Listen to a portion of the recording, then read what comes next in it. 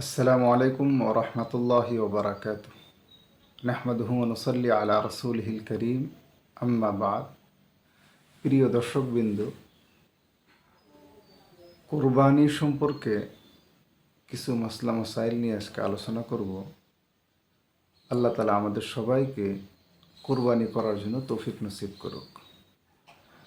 সর্বপ্রথম আমরা জেনে নেই কুরবানি আমরা কোন কোন দিন করতে পারবো।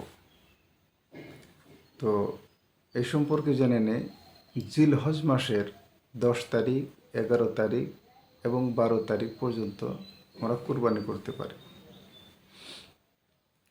কুরবানির সময়টা শুরু হয় জিলহজ মাসের 10 তারিখ সুবা সাদিক থেকে নিয়ে 12 তারিখ সূর্য ডোবা পর্যন্ত কুরবানির মেন সময়। কিন্তু এই 3 দিনের মাঝে প্রথম দিন অর্থাৎ জিলহজ মাসের 10 তারিখে কুরবানি করাটা উত্তম। যদি কোনো মানুষ কোনো শহরে বসবাস করে যেখানে মুসলমানের অনেক আবাদি, ঈদের নামাজের ব্যবস্থা আছে, তো সেখানে ঈদের নামাজের পরেই কুরবানি করতে হবে। ঈদের নামাজের আগে কুরবানি করলে সেটা গ্রহণযোগ্য হবে না। আর যেখানে কোনো গাঁও দেহাত মুসলমানের আবাদি খুবই কম, ঈদের নামাজের সেখানে কোনো ব্যবস্থা নাই, তো সেই জায়গার লোক তারা সুবা সাদিক থেকেই কুরবানি করতে পারে। কিন্তু মুস্তাহাব সময় হলো সূর্য উদয় হওয়ার পরে তারা কুরবানি করবে।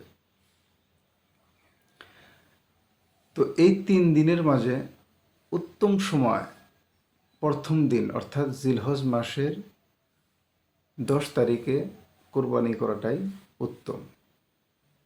আর একটা মশলা জেনে নেই, এই 3 দিনের রাত্রে কুরবানি করতে পারবো না নাই।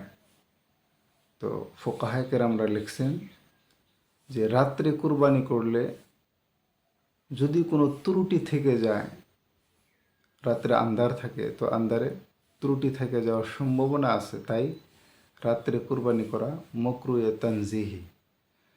যদি কোনো বিশেষ কোনো লাইটের ব্যবস্থা থাকে, যে লাইটের ভালো ব্যবস্থা করলে কোনো ত্রুটি থাকার কোনো সম্ভাবনা নাই, তো এমতো অবস্থায় রাত্রেও কুরবানি করা যেতে পারে।